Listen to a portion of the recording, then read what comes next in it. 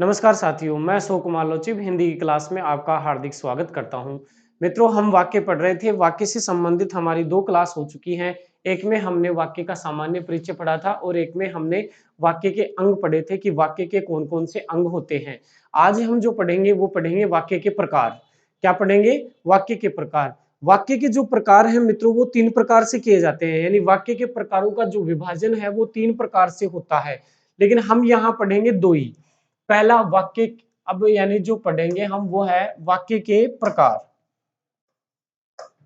वाक्य के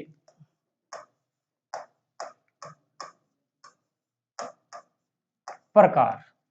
अब वाक्य के प्रकार का जो विभाजन है वो पहला तो देखो होता है किसके आधार पर? अर्थ के आधार पर। अर्थ के आधार पर।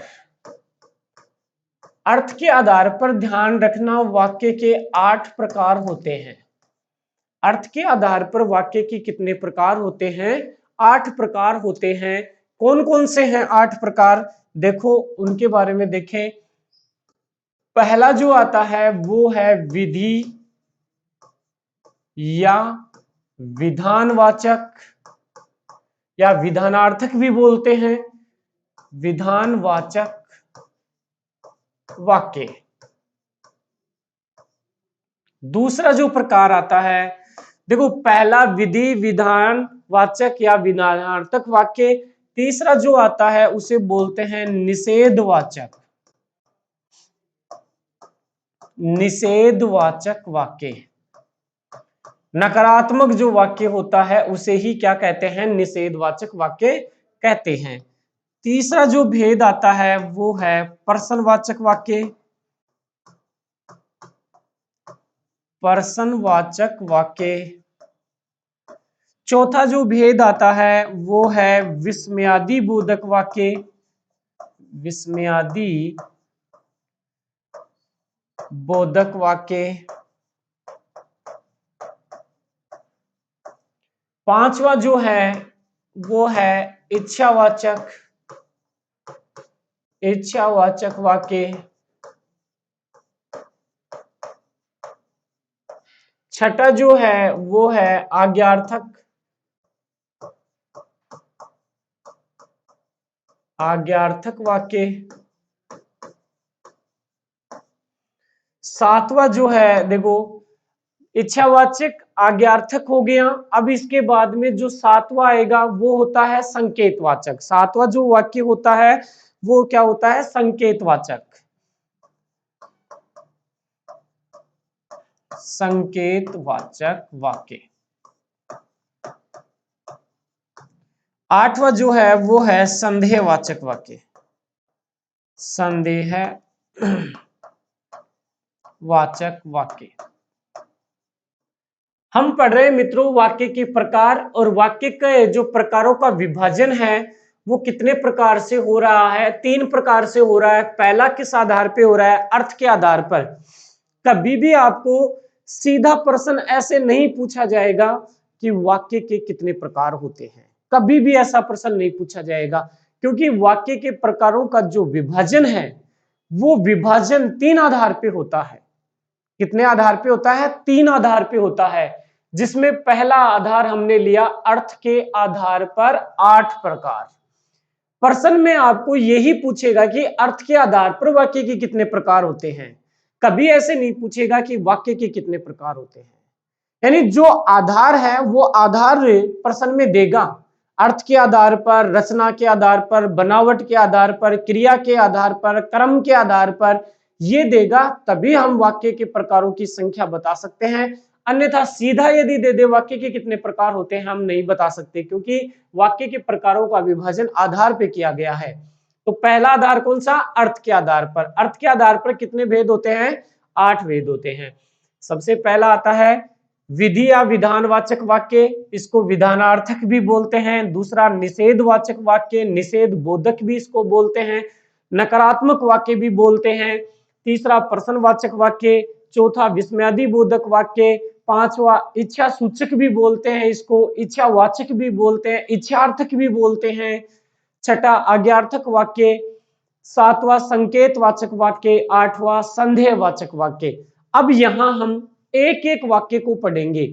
सबसे पहले लेंगे विधि या विधानवाचक वाक्य, उसके बाद में निषेधवाचक, प्रश्नवाचक, विस्मयादिबोधक, ऐसे हम क्रम से प्रत्येक वाक्य को पढ़ेंगे।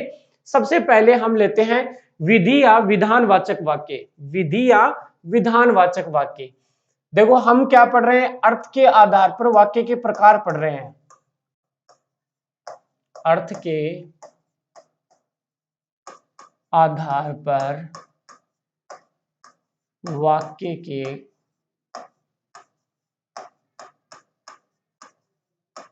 प्रकार कितने होते हैं? 8। पहला जो आता है वो कौन सा है? विधि विधान वाचक वाक्य, विधानार्थक भी बोलते हैं मित्रों, ध्यान दें इसको।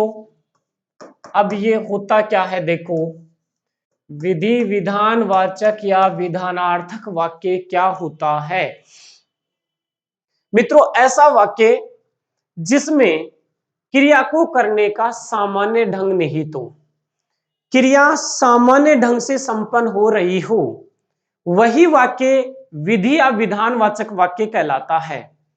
सर आप कह सकते हैं कि विधि या विधान यानी सामान्य ढंग क्या होता है, कि वाक्य किस प्रकार से सामान्य ढंग से संपन्न होता है, कैसे पता लगाएं कि इस वाक्य में सामान्य ढंग आ रहा है? उसके लिए सीधा सा तरीका है, आपको वाक्य में यह देखना है कि वाक्य की जो क्रिया है उसमें न तो मना करने का भाव होना चाहिए, न कोई प्रश्न सूचक शब्द होना चाहिए, न वहां कोई आज्ञा का भाव होना चाहिए, न ही उसमें उस वाक्य में किसी प्रकार का आश्चर्य बोध हो, न ही वहां क्रिया के पूरा होने पर संदेह हो किसी प्रकार का, न ही कहीं दो वाक्य एक साथ दिए हुए हों, न ही किसी प्रकार की इच्छा प्रकट की गई हो। यानी जहां केवल सामान्य ढंग राम पुस्तक पढ़ता है तो राम पुस्तक पढ़ता है, ये सामान्य ढंग है। इसमें न तो कहीं मना किया जा रहा है, न ही कोई प्रश्न पूछा जा रहा है, न किसी प्रकार का कोई आश्चर्य प्रकट किया जा रहा है, न यहां क्रिया के पूरा होने पर संदेह है, न कोई इच्छा प्रकट की जा रही है। यानी क्रिया केवल सामान्य ढंग से संपन्न हो रही है कि राम पुस्तक पढ़ता है। अगर मैं ऐसे बोलता राम पुस्तक नहीं पढ़ता है, इसका मतलब नकारात्मक भाव आ गया, यह क्रिया के संपन्न होने का सामान्य भाव नहीं है।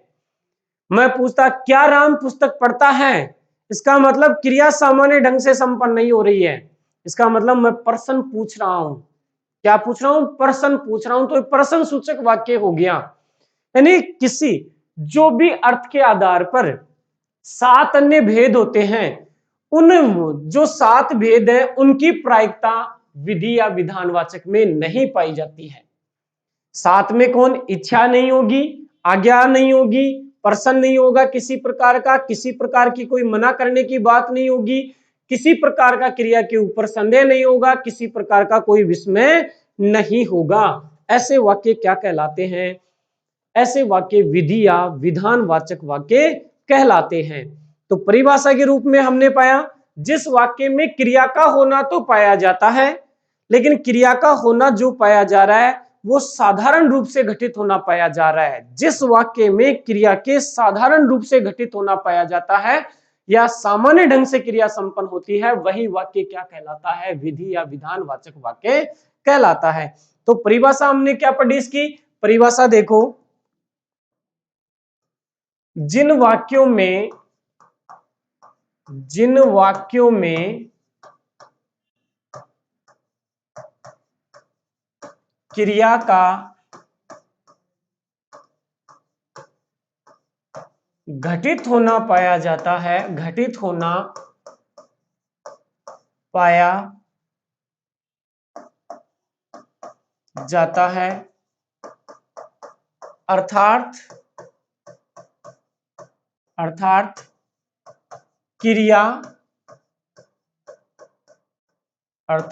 क्रिया सामान्य ढंग से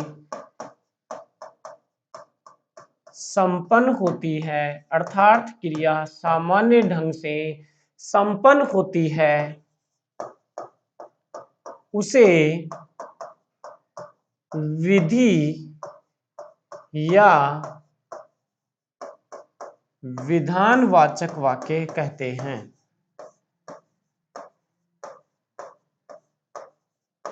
उसे विधि या विधानवाचक वाक्य कहते हैं।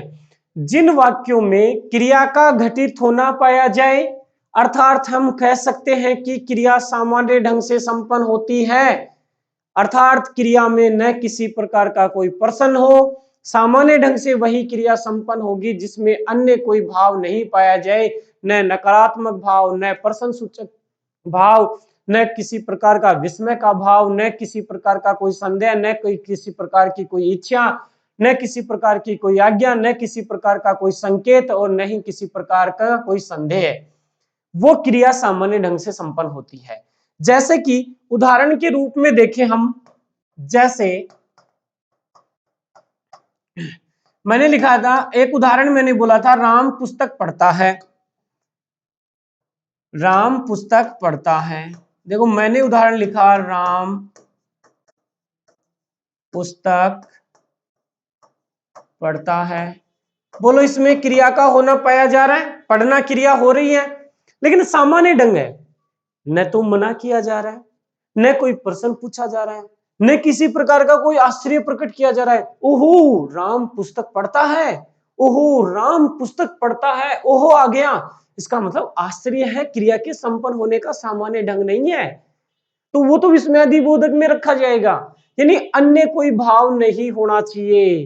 राम पुस्तक पढ़ रहा है, साधारण ढंग से क्या हो रही है, क्रिया संपन्न हो रही है, तो वही वाक्य क्या होता है, विधि या विधानवाचक वाक्य होता है। जैसे और उदाहरण, वर्षा हो रही है, वर्षा हो रही है, क्रिया सामान्य ढंग से संपन्न हो रही है। क्या वर्षा हो रही है, मैं प्रश्न पूछता कि क्या वर्षा हो रही है, प्रश्न सूचक शब्द आ गया, इसका मतलब क्रिया सामान्य ढंग से संपन्न नहीं हो रही है। क्या वर्षा नहीं हो रही है, दोनों भाव आ गए, प्रश्न सूचक भी नकारात्मक भी।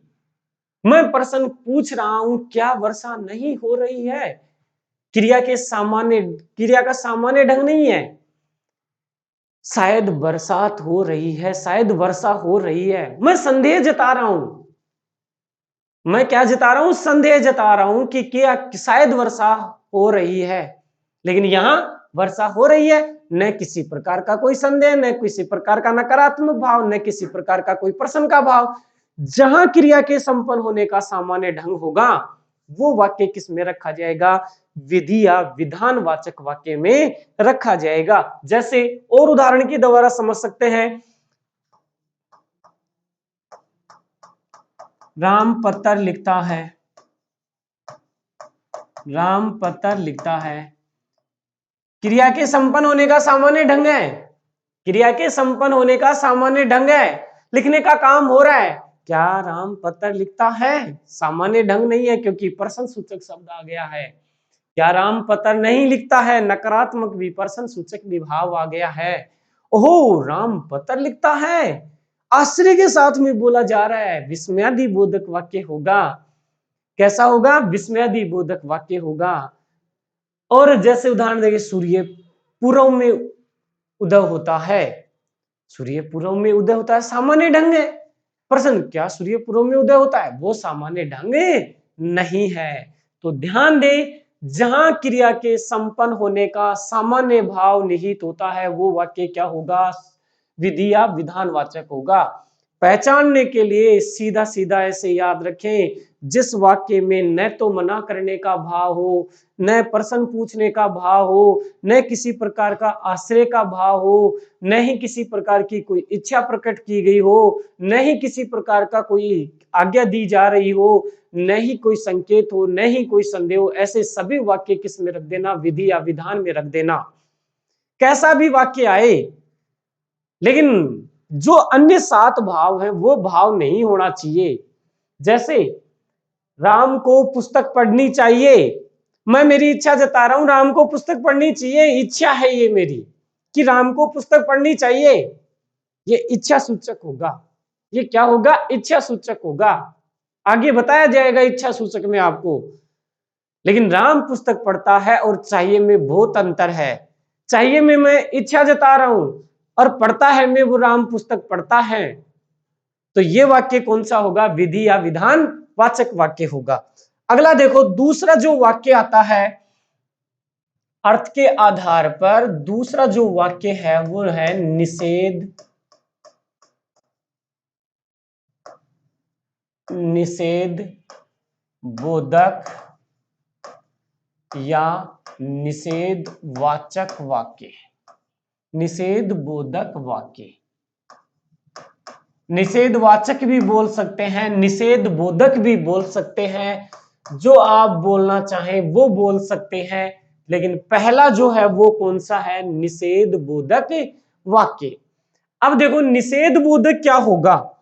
देखो निषेध बोधक में आप हमेशा ध्यान रखना कि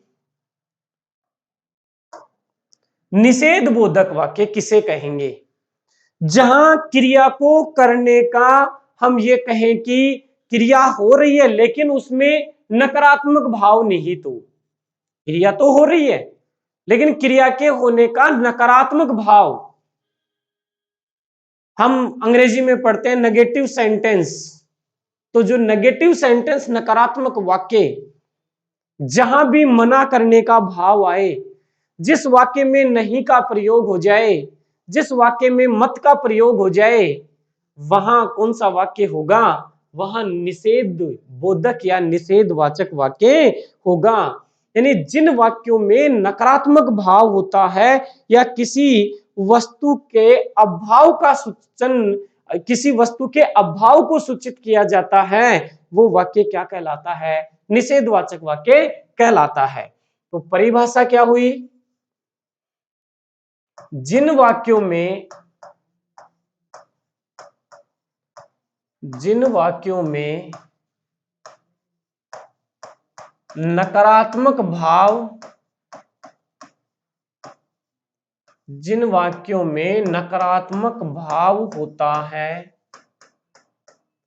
तथा जिन वाक्यों में नकारात्मक भाव होता है तथा, यानी क्रिया तो होगी लेकिन किसी वस्तु का अभाव सूचित किया जाता है, तथा किसी वस्तु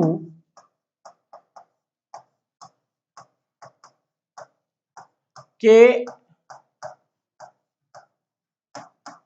अभाव की सूचना देने वाले, सूचना देने वाले वाक्य, सूचना देने वाले वाक्य निषेध बोधक वाक्य कहलाते हैं। निषेध बोधक वाक्य कहलाते हैं।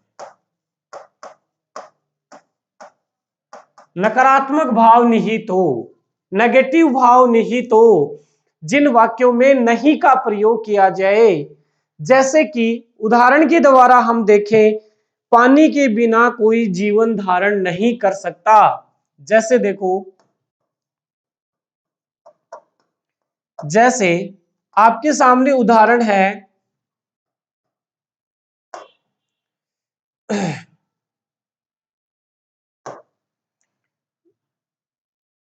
जैसे पानी के बिना कोई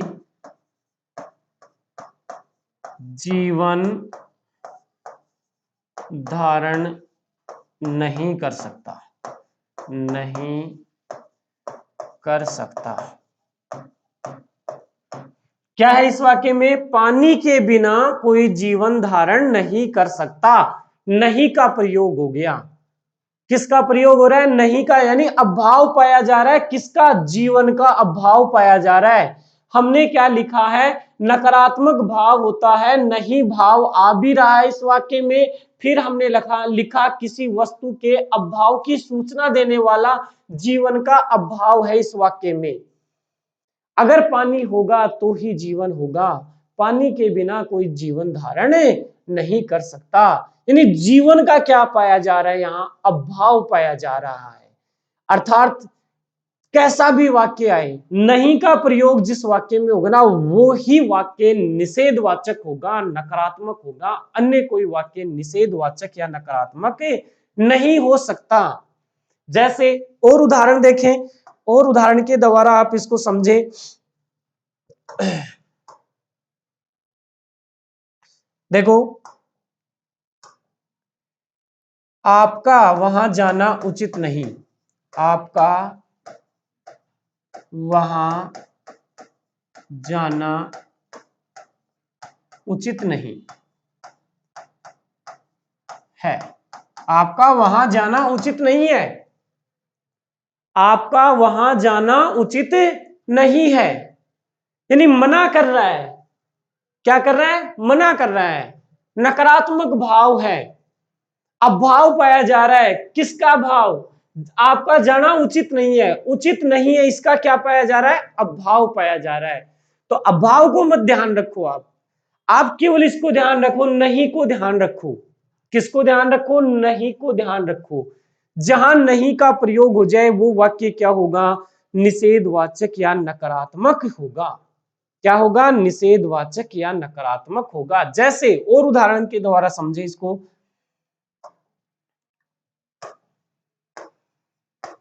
मैंने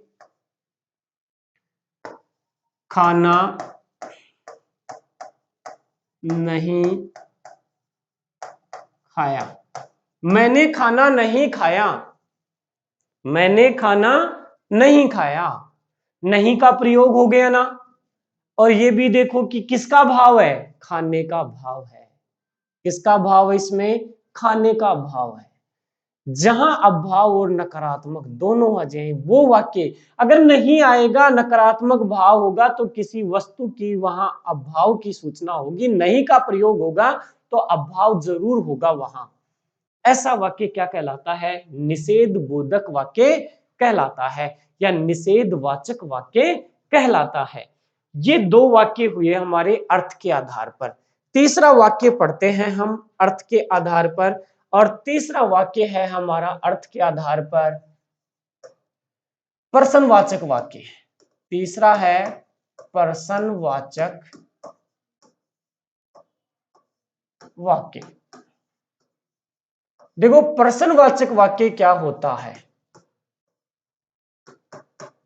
प्रश्नवाचक वाक्य, इसको पहचानना मित्रों बिल्कुल सरल है।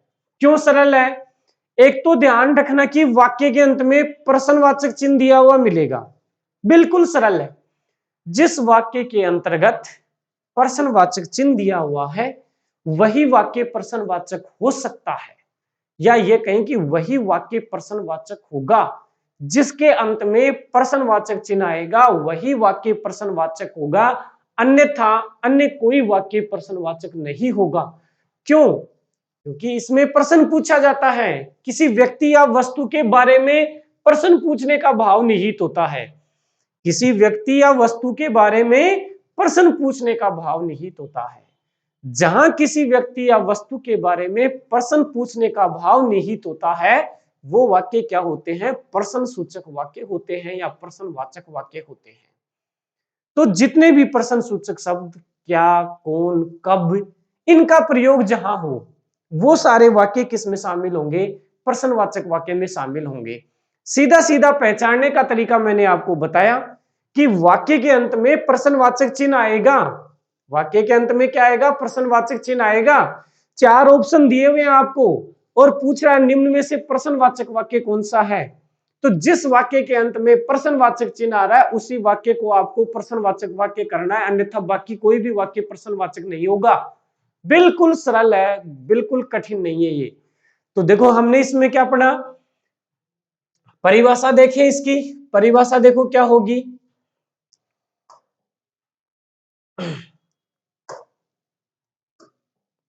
देखो परिभाषा, परिभाषा में हम पढ़ रहे हैं जिन वाक्यों में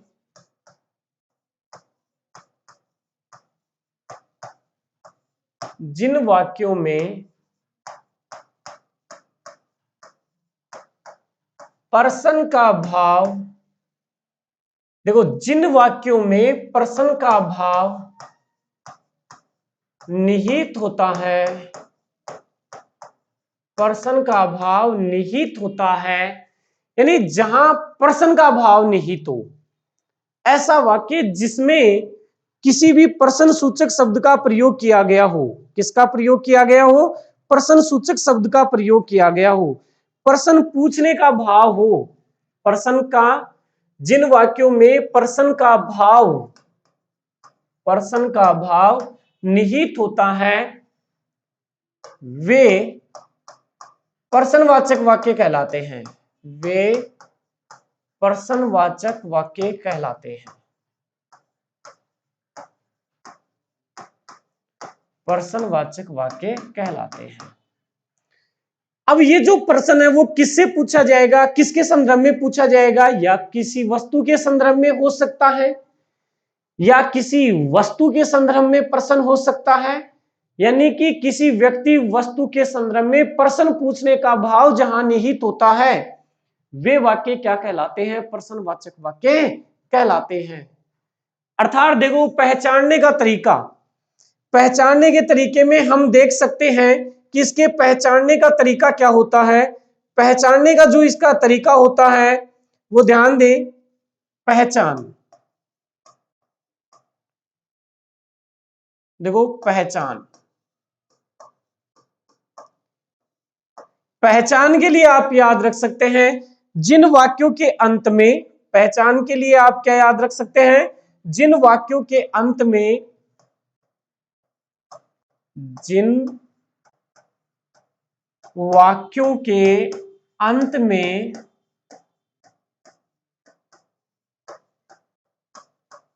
प्रश्न सूचक, या जिन वाक्यों के अंत में प्रश्नवाचक चिन्ह का प्रयोग होता है, प्रश्नवाचक चिन्ह का प्रयोग होता है,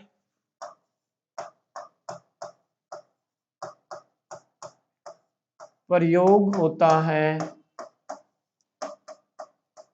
वे प्रश्नवाचक होंगे। बस इतना ध्यान रखना। चाहे आपको ये ध्यान नहीं है कि प्रश्न का भाव निहित होता है या नहीं होता है, आपको ये ध्यान रखना है कि वाक्य के अंत में क्या होना चाहिए? प्रश्न पूछने का भाव, यानी वाक्य के अंत में प्रश्नवाचक चिन्ह होना चाहिए। जैसे कि उदाहरण के रूप में हम इसको देखें, तो उदाहरण के रूप में हम इसको देखेंगे तो देखो, उदाहरण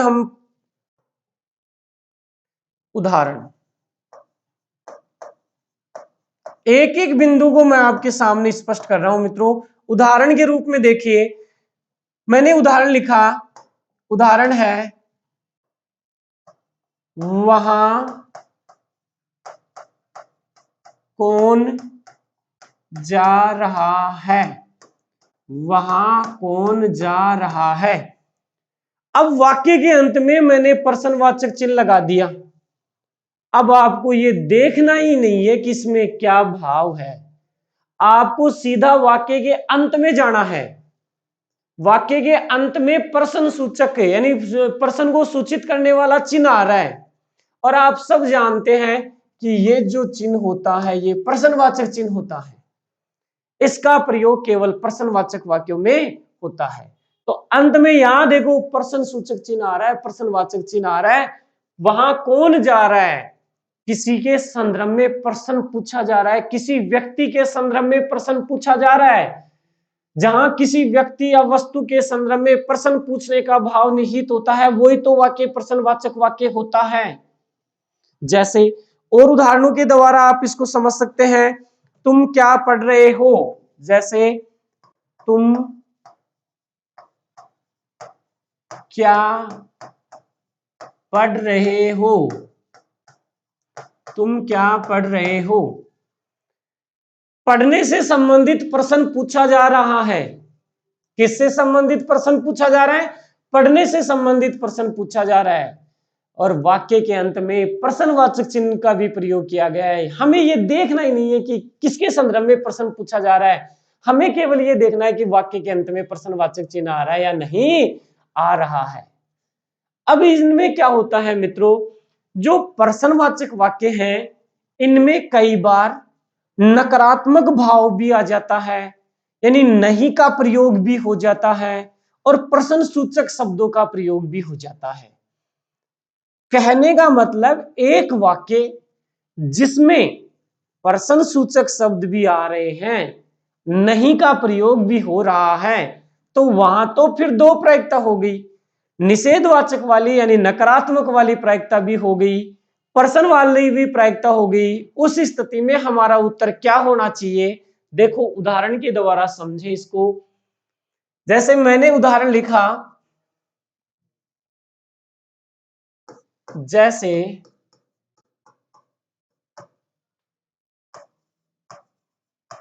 क्या तुमने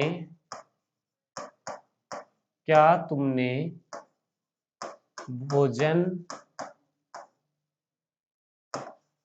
कर लिया। एक तो मैंने ये उदाहरण लिखा मित्रों, क्या तुमने भोजन कर लिया। सीधी सी बात है कि इसमें वाक्य के अंत में प्रश्नवाचक चिन्ह आ रहा है, तो किस में रखेंगे? प्रश्नवाचक में रखेंगे। वैसे भी केवल इसमें प्रश्न सूचक शब्द का ही प्रयोग हुआ है, नहीं का प्रयोग इसमें नहीं हुआ है। अब इसी वाक्य को मैं ऐसे बना दूं, क्या तुमने भोजन नहीं किया? क्या तुमने भोजन नहीं किया? क्या तुमने भोजन नहीं किया? अब यहां देखो, नहीं का प्रयोग भी हो रहा है और क्या का प्रयोग भी हो रहा है, दोनों का प्रयोग हो रहा है इसमें।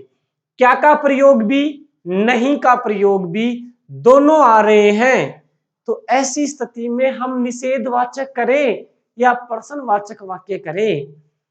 ऐसी स्थिति में मित्रों आपका उत्तर देखो, पहले प्रश्न को पढ़ो यानी वाक्य को पढ़ो, क्या तुमने भोजन नहीं किया, इसका मतलब मैं प्रश्न पूछ रहा हूं। इसका मतलब वक्ता जो है वो क्या कर रहा है? प्रश्न पूछ रहा है कि आपने भोजन नहीं किया क्या। इसका मतलब वो क्या कर रहा है? प्रश्न पूछ रहा है। ये जो नहीं है, ये नहीं इसमें क्या है? गौण है, नहीं प्रधान नहीं है, इसमें प्रश्न पूछने की जो भावना है वो प्रधान है। और वैसे भी देखें, वाक्य के अंत में चिन्ह क्या आया है? वाक्य के अंत में चिन्ह देखो, वाक्य के अंत में प्रश्नवाचक चिन्ह आ रहा है, इसमें नहीं आ रहा है, फिर भी वाक्य के अंत में प्रश्नवाचक चिन्ह आ रहा है। इसका मतलब केवल और केवल इसको किस में रखेंगे? प्रश्नवाचक वाक्य में रखेंगे। यानी ये पूरा का पूरा जो वाक्य होगा वो किस में रखा जाएगा? प्रश्नवाचक वाक्य में रखा जाएगा, प्रश्नवाचक वाक्य में।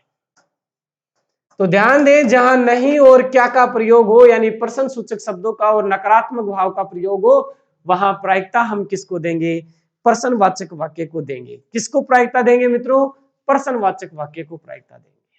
इसके बाद में अगला भेद देखो, हमने अर्थ के आधार पर वाक्य के तीन भेद पढ़े।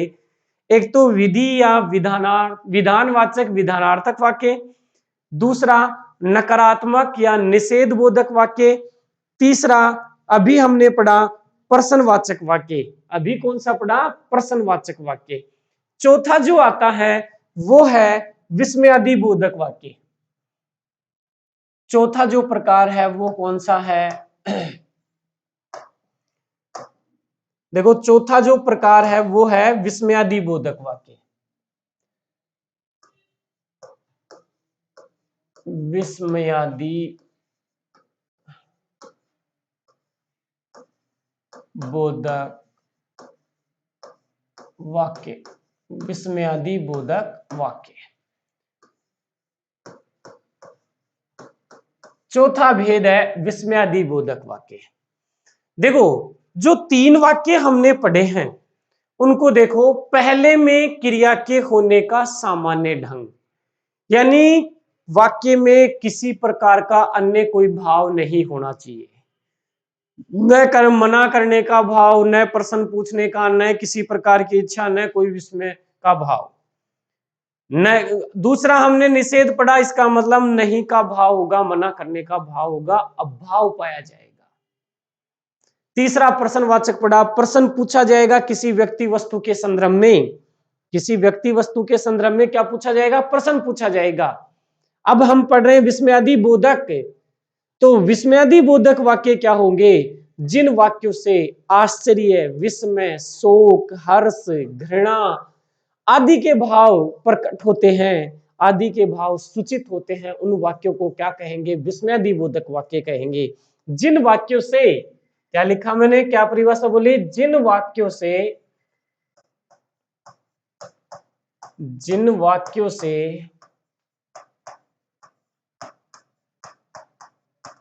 आश्चर्य,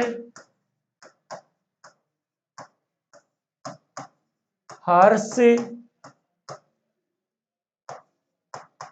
शोक,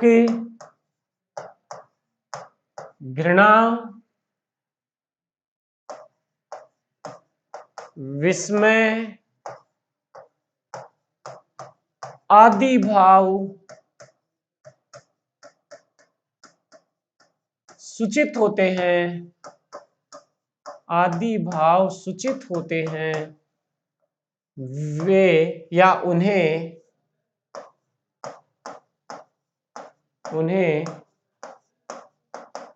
विस्मयादि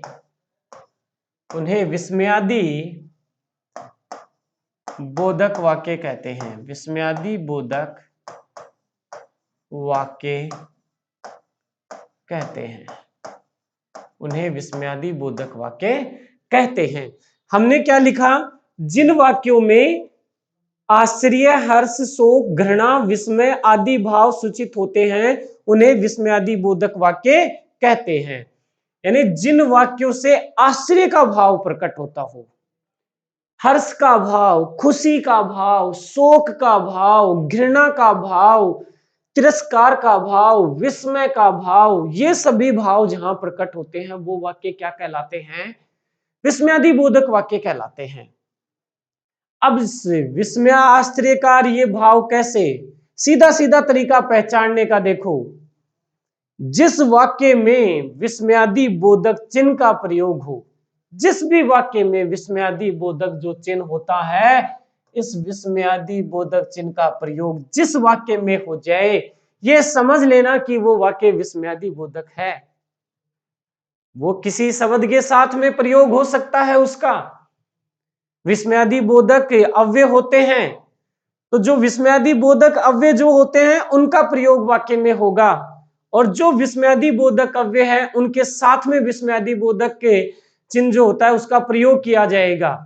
तो जहां भी जिस वाक्य में विस्मयादि बोधक चिन्ह का प्रयोग हो, अब वो विस्मयादि बोधक चिन्ह का प्रयोग किसके साथ में होगा? विस्मयादि बोधक जो शब्द होते हैं, विस्मयादि बोधक जो शब्द होते हैं उन शब्दों के साथ में होगा।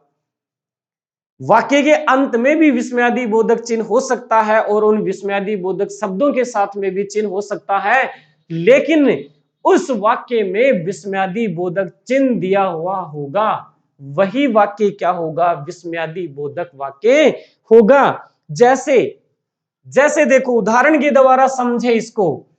आपके सामने उदाहरण है, जैसे हे राम,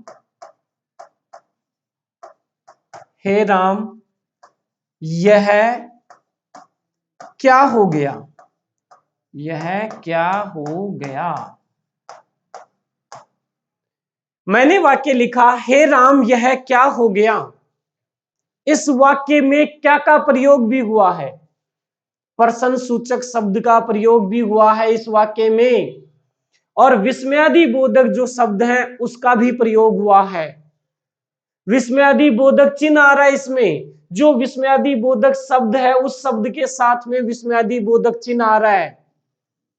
उस शब्द के साथ में क्या आ रहा है? विस्मयादि बोधक चिन्ह आ रहा है, प्रश्न सूचक शब्द आ रहा है। लेकिन वाक्य के अंत में देखो, क्या प्रश्नवाचक चिन्ह आया है? वाक्य के अंत में प्रश्नवाचक चिन्ह नहीं आया ना। वाक्य में प्रश्न सूचक शब्द है, लेकिन फिर भी वाक्य के अंत में प्रश्नवाचक चिन्ह नहीं आया है। इसका मतलब प्रश्नवाचक वाक्य की प्रायिकता तो समाप्त हो गई। इसका मतलब प्रश्नवाचक वाक्य की प्रायिकता तो समाप्त हो गई। तो एक ही प्रायिकता बची हमारे सामने, एक ही प्रायिकता शेष रही हमारे सामने। वो कौन सी प्रायिकता? विस्मयादि बोधक। क्यों? क्योंकि विस्मयादि बोधक शब्द भी आ रहा है और वो चिन्ह भी आ रहा है उसके साथ में। जब भी किसी भी वाक्य में विस्मयादि बोधक शब्दों का प्रयोग किया जाता है तो चाहे उस वाक्य में प्रश्नसूचक शब्द आ रहे हो, वाक्य के अंत में प्रश्नवाचक चिन्ह का प्रयोग नहीं किया जाता है। इसलिए ये वाक्य किस में रखा जाएगा? विस्मयादि बोधक वाक्य में रखा जाएगा। क्यों? क्योंकि यहां जो हे राम, ये क्या है? एक विस्मयादि बोधक, विस्मयादि बोधक अव्यय है, विस्मयादि बोधक अव्यय है। ये एक क्या है? विस्मयादि बोधक अव्यय है। और इस विस्मयादि बोधक के साथ में ही विस्मयादि बोधक चिन्ह का प्रयोग हुआ है। जैसे और उदाहरणों के द्वारा आप इसको समझ सकते हैं। जैसे वाह कितना सुंदर दृश्य है। जैसे देखो मैंने उदाहरण लिखा, वाह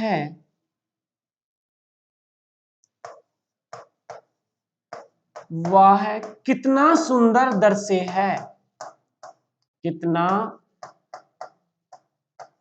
सुंदर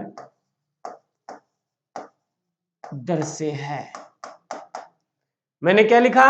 वाह कितना सुंदर दृश्य है। अब जैसे ही मैंने ये वाक्य लिखा कि वाह कितना सुंदर दृश्य है, तो यहां कितना भी आ रहा है, वाक्य में कितना भी आ रहा है। लेकिन देखो वाह और वाह के तुरंत बाद में विस्मयादि बोधक चिन्ह का प्रयोग हुआ है। और मैंने पहचानने का तरीका क्या बताया आपको? जहां भी जिस वाक्य में विस्मयादि बोधक चिन्ह आ जाए, जिस वाक्य में विस्मयादि बोधक चिन्ह आ जाए, अब वो चाहे वाक्य के अंत में भी हो सकता है, वाक्य के प्रारंभ में भी हो सकता है, लेकिन यहां तो वाह के तुरंत बाद में विस्मयादि बोधक चिन्ह आ रहा है। क्योंकि वाह एक विस्मयादि बोधक शब्द है, तो उन शब्दों के बाद में ही विस्मयादि बोधक चिन्ह का प्रयोग किया जाता है। तो इस वाक्य, ये वाक्य भी कैसा होगा? विस्मयादि बोधक वाक्य होगा। क्यों? क्योंकि इसमें विस्मयादि बोधक जो चिन्ह है उस चिन्ह का क्या किया गया है? प्रयोग किया गया है। वाह कितना सुंदर दृश्य है, इसका मतलब कैसे क्या जताया जा रहा है? आश्चर्य प्रकट किया जा रहा है। क्या प्रकट किया जा रहा है? हर्ष, आश्चर्य, वाह कितना सुंदर दृश्य है। इसके अलावा और उदाहरणों के द्वारा समझें। जैसे आपके सामने उदाहरण लिखा हुआ है कि हाय उसके माता पिता दोनों ही चल बसे, तो वाकई हाय पहले क्या है? हाय, और उसके बाद में किसका प्रयोग हुआ है? विस्मयादि बोधक अव्यय का प्रयोग हुआ है। जैसे देखो मैं उदाहरण लिख रहा हूं, हाय उसके माता पिता चल बसे। ये वाक्य मैंने यहां लिखा, और जैसे ही मैंने ये वाक्य लिखा कि हाय उसके माता पिता चल बसे, आपने इसको कैसे पहचाना? क्योंकि यहां क्या आया? हाय, और इसके अंत में यहां देखो विस्मयादि विस्मयादि बोधक चिन्ह, विस्मयादि बोधक चिन्ह का प्रयोग भी हुआ साथ साथ। यानी ये तो क्या है? विस्मयादि बोधक चिन्ह, और ये क्या है? विस्मयादि बोधक अव्यय। विस्मयादि बोधक शब्द है ये क्या है? विस्मयादि बोधक शब्द है। तो शब्द भी आ गया और शब्द के साथ में विस्मयादि बोधक चिन्ह भी आ गया। इस कारण से ये वाक्य भी किस में रखा जाएगा? विस्मयादि बोधक में रखा जाएगा। तो मित्रों मिलते हैं अगली क्लास में, आज के लिए इतना ही, धन्यवाद।